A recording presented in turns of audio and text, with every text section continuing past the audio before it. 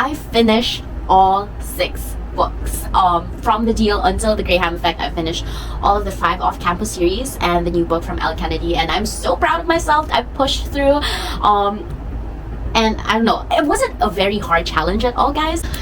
It was very easy for me to finish all of these books in like a week because it was that, I wouldn't say good. I mean, it is good, not all of them per se, but I would say they're all very fast reads. So what I want to do now is to rank all of these books based on my preference, on what I think, how I rated them. I want to rank all of these books from least to best based on my experience reading them. So I'll start first with my least liked book from the off-campus series until the plus the Graham Effect. So I'll rank all. So what I'll do is I'll rank the 6 books, all 5 of the off-campus series plus the Graham Effect, so that I'll just give you guys a full spectrum of what I think are the best books from this entire pile. And then I'll give you guys some, hopefully spoiler-free. I'll try to be as spoiler-free as possible on why I ranked it at that ranking, basically.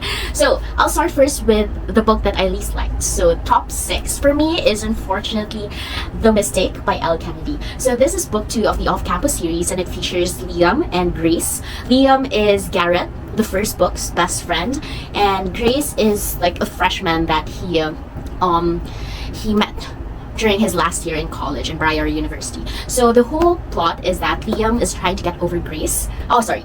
The whole plot of this book is that Liam is trying to get over Hannah, because there is actually some kind of subplot from the deal from the first book where Liam tells Garrett that he actually likes Hannah, but he quickly backs off. Like, it's not a very big plot in the deal. But we find out from this book that Liam was actually very serious about Hannah. He was starting to feel things about Hannah, and now that he has to let go and he has to see Hannah every day with Garrett, because of course the ending of the deal is that Garrett and Hannah get together, right? And now he sees the repercussions of that. Like, he feels the repercussions of letting go, of having to see his best friend and his the one that got away together every day in their house, in their off-campus house. So he starts going out with this girl, this freshman girl, and then he kind of, quote-unquote, leads her on without telling her that he's actually hung up on another girl. So that's the whole plot of it, without giving you any spoilers, without giving you any of the realizations that our characters had throughout this story.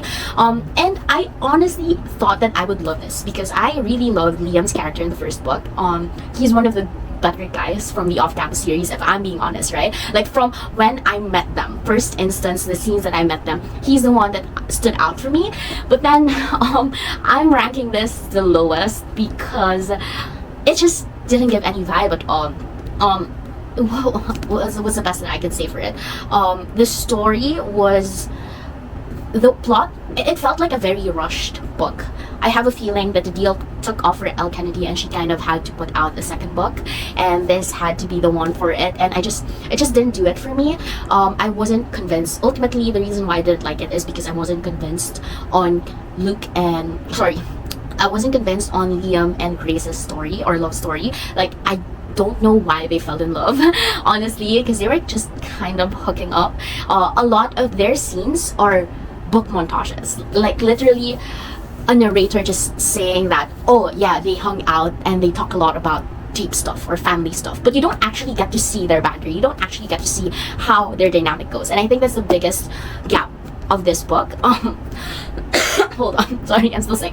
So a lot of the romance happens in a narrative sort of way, and it just wasn't clicking. It just wasn't clicking for me up until the end. I wasn't invested on their story. I wasn't invested on any of them. Like, literally their backstories, their individual backstories for Liam and for Grace. I wasn't rooting for any of them, not because they're bad characters, but only because they didn't have any spice. They're very bland. So this is my top 6, the lowest book that I would rate for the off-campus series.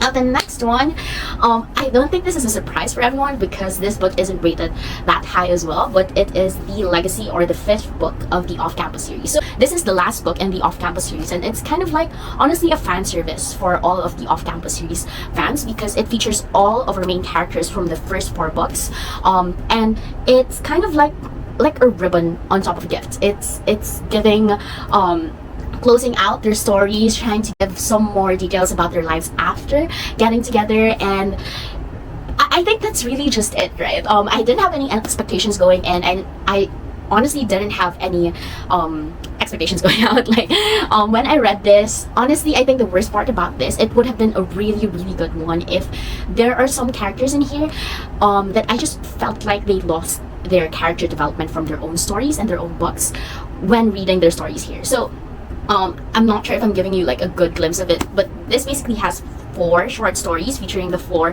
different couples, and they all interact with each other. They'll have like cameos of each other, and they focus on different types of conflicts per couple. So there's this couple that I really like. It's actually Ali and Dean. So Ali and Dean's story here I really didn't like because I feel like their character development just didn't show up.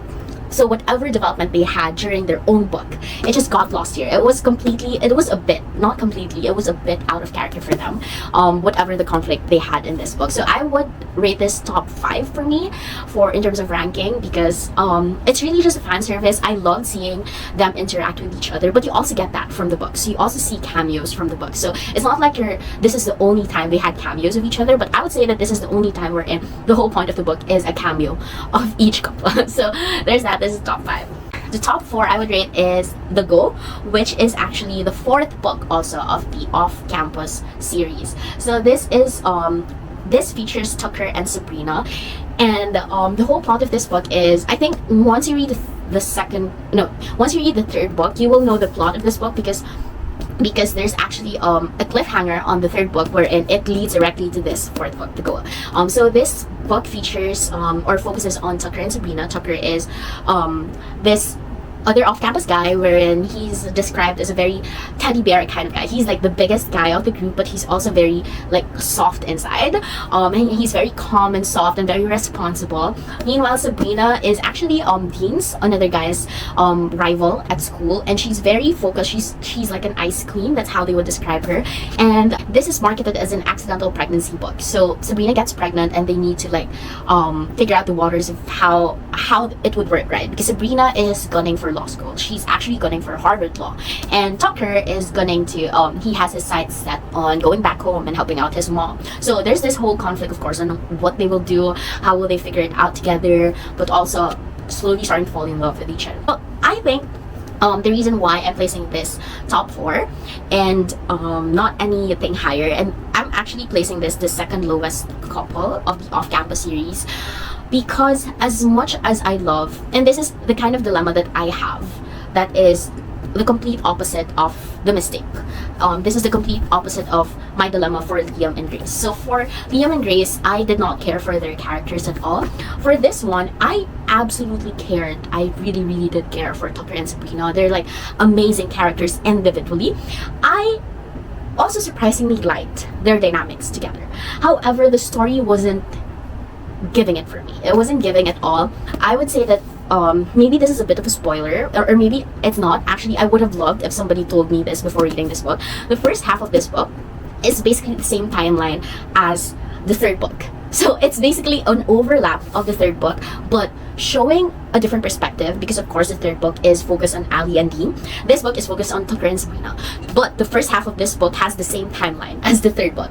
And then the latter half is when the accidental pregnancy actually comes in, or when they need to kind of like deal with it, right? Which is how this whole book is marketed. So you actually get that dilemma latter half of the book already. So for like the first half of the book, I keep on waiting and waiting for it to happen. I'm just like, wait, when is it gonna happen? Because it felt like the first half of the book, I'm rereading the same story.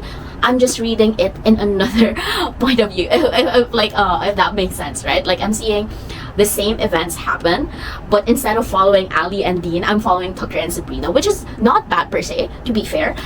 Introspectively, like taking a step back, right? I know that I kind of understand what Elle was trying to do, that she was trying to establish Tucker and Sabrina's relationship first before doing that whole accidental pregnancy, so that they kind of have something to hold on to.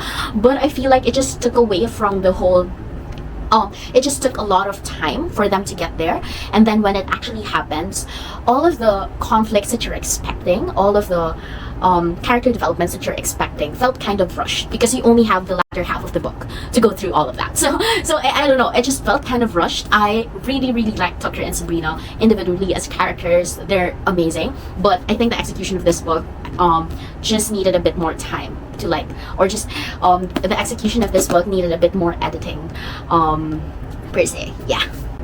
Now, the third top 3 for me and the off-campus plus the Graham effect is actually The Deal by Elle Kennedy. So this is the first book of the off-campus series, and it follows Garrett Graham and Hannah Wells, aka Wellesley, as we all know her if you've read this. This is the infamous The Deal. This is what shot this whole series to stardom. This is the no strings attached, we have an arrangement kind of deal in the college setting. This is how where it all started, guys. This is the journey. And I'm placing it as top 3. I know that's kind of low. But before I say anything else, right, I absolutely love this. Before I read this book, before I reread The Deal, because I needed to start with this. I needed to start with this in order for me to get through the whole series, and I already read this a few years back. But before I reread this, I was expecting that I wasn't gonna like it. Because I know that, of course, a lot of the jokes are gonna be dated. I know that a lot of the themes are gonna be dated. I know that I've read so much No Strings Attached. I've read so much arrangement, deals, romance tropes throughout the years since I read this. And of course, this is set in college, so this is a bit younger than adult, right? I usually read nowadays workplace settings, romance, if I'm reading like modern romances, but this is set in college, so I was expecting something younger. In terms of maturity of characters also, I was expecting something younger because the YA books that I've read so far recently have really been like, have had really kind of like immature characters. So I was not lowering my expectations, but I was honestly expecting that. When I read it, first few pages, I was like, wait a minute, why is this actually giving? Why is this hitting me? Why is this so good? Like, I wasn't expecting it to be so good. I also wasn't expecting kind of mature characters. Like, I guess my expectations were so low that when I was hit with mature characters, and they were, Garrett and Hannah were very mature characters. I would give an instance. For example, there is an instance wherein, and this is a spoiler alert, so if you don't want to hear about this is just a specific scene, you can skip right through it. But there is this instance wherein Garrett's dad blackmailed Hannah into basically giving up on Garrett or breaking up with Garrett. And then, of course, Hannah didn't want to, so she was starting to say no. She was like, oh, of course I'm not going to do that. But then his dad said that he's gonna basically do something so that Garrett would be the one to take on the consequences if Hannah doesn't break up with Garrett. So of course, Hannah doesn't also want to do that. So she broke up with Garrett. The usual plots that I read is that the third act breakup comes in. And then, of course, when the guy or the girl, or the breakup-ee versus the breakup-her. So the breakup-ee deals with the news. They deal with it very badly. They like push them away. They like pout. They like make a scene, etc. They do something, right? Garrett, he's basically like, this doesn't make sense. You know, I spent a few days pouting about this, but then now I'm coming up to you and telling you what you're telling me doesn't make sense. Why you want to break up with me? Your reason that you gave me, it doesn't make sense. I'm gonna get to the bottom of this. And so he's like, fine, you think we're broken up? Fine, but I'm gonna get through the bottom of this, and then I'm gonna get you back. And I feel like that's like the kind of maturity that you don't usually find anymore in some of the books, like third act breakups usually. I don't know, I just feel like the third act breakup in here was dealt so maturely, or like it was dealt so good, or at least I liked it, that I ended up loving this book and loving these characters even if I thought I wouldn't. So I'm giving this top 3 though, only because there are other couples that I like more than Hannah and Garrett. Like, I love them, but also individually I like Garrett more than Hannah. Hannah's a bit mild, I would say. She's very mild. She's not a very strong character, and she's not the character that I usually lean towards too. So maybe that's a bit of an off thing for me, but I love both of them together. Like, I totally do. I totally love this book, and I still give them like top 3, and I totally got, after finishing this book, I totally got, and I totally remembered why I loved the deal. Like, I remember before reading this book, I was wondering why I rated it 5 stars in Goodreads a few years ago. But then after reading it, I was like, yeah, that checks out. That's why I gave it 5 stars. So this is top 3 for me. Now, for the top 2, the second best for me, book from the off-campus or the Graham Effect is actually The Graham Effect by Elle. So this is the newest book. It's actually not part of the off-campus series, but it is connected to the off-campus series because it features Gigi Graham, who is actually the daughter of Hannah and Garrett from The Deal. So literally, they're the parents. They got together here, and then 5 books later, they had Gigi. And she's actually featured. I love how there's actually a lot of little Easter eggs throughout the whole series, not just this book for Gigi. So they got together here, right? So we all know that the legacy features, this book features like novellas or like mini stories from the different couples. And for Garrett and Hannah's story here, it's actually about them, or Hannah being pregnant with twins and trying to tell Garrett about it. So it's cute because, yes, one of the twins is actually Gigi from The Graham Effect. But before you even get that specific cameo, I would say cameo or like Easter egg for Gigi here in the legacy, they actually do have an Easter egg from the goal already. Like, I think it's this one specifically. Okay, yeah, this is the one that I put a tab in because this is where the whole gang, so all of the 4 boys, since Tucker and Sabrina will have a baby, right? So all of the 4 boys and Hannah are pitching in on what to name the baby. They're like brainstorming. What should we name Sab and Tucker's baby, right? So Garrett suddenly comes up with a list. So he's like, I have a list. I actually do have a list. So he has a list of names for boys and for girls. And then when they asked the list, he was like, okay, for boys, you should either name him Garrett or Graham. Because he's that narcissistic, right? Garrett Graham is a narcissistic bitch. So he's like saying, oh, you should name him after me.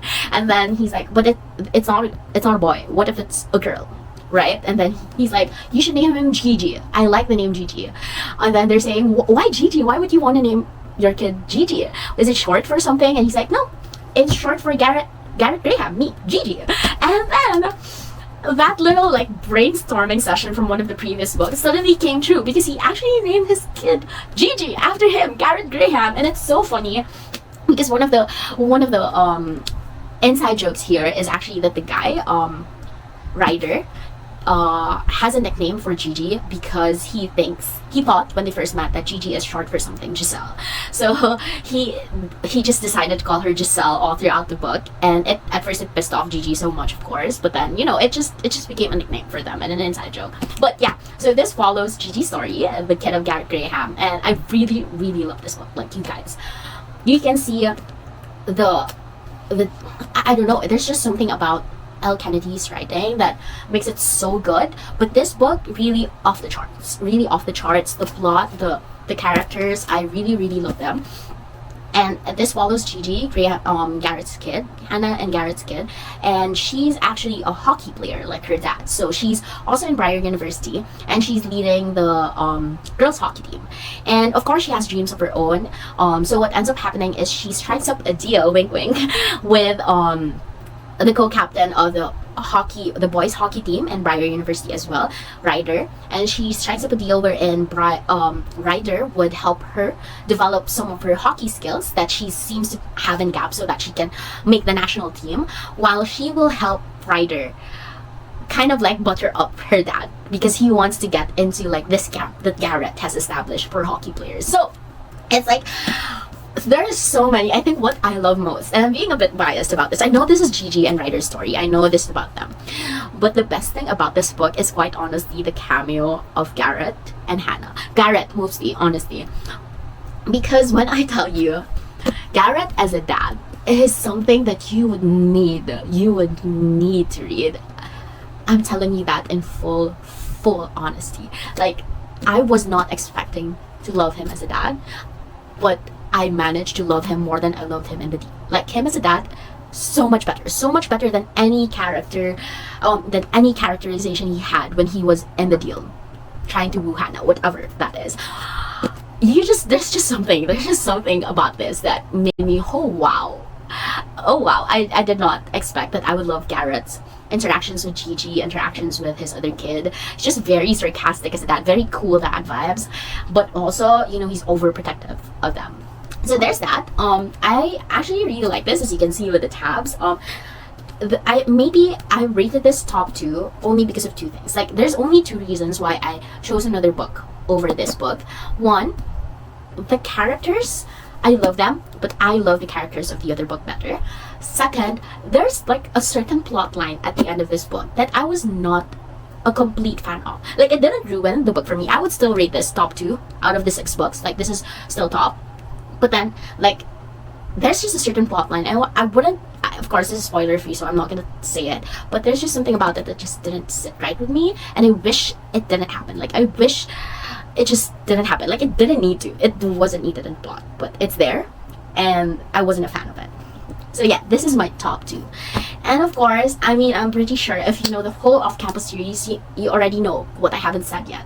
So my top 1 from this whole book Elle Kennedy series is The Score, which features, okay, I don't know why I paused there.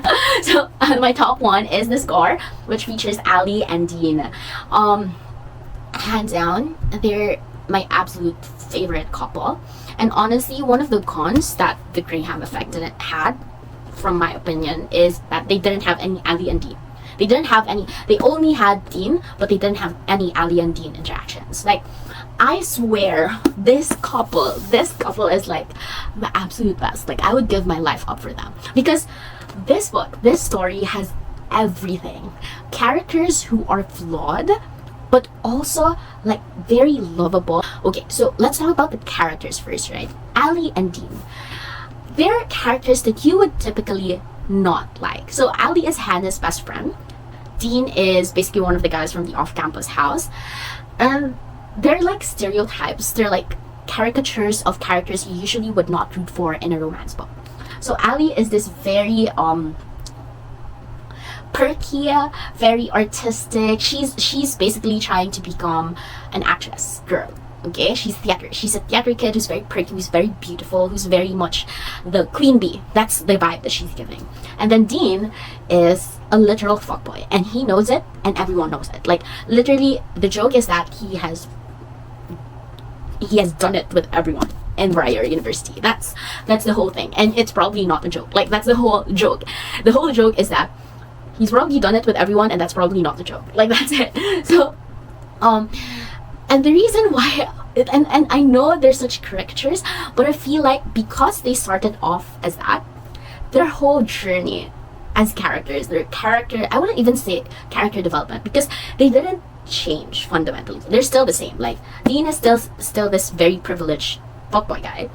Elle is still this queen bee, very perky, dramatic girl, right?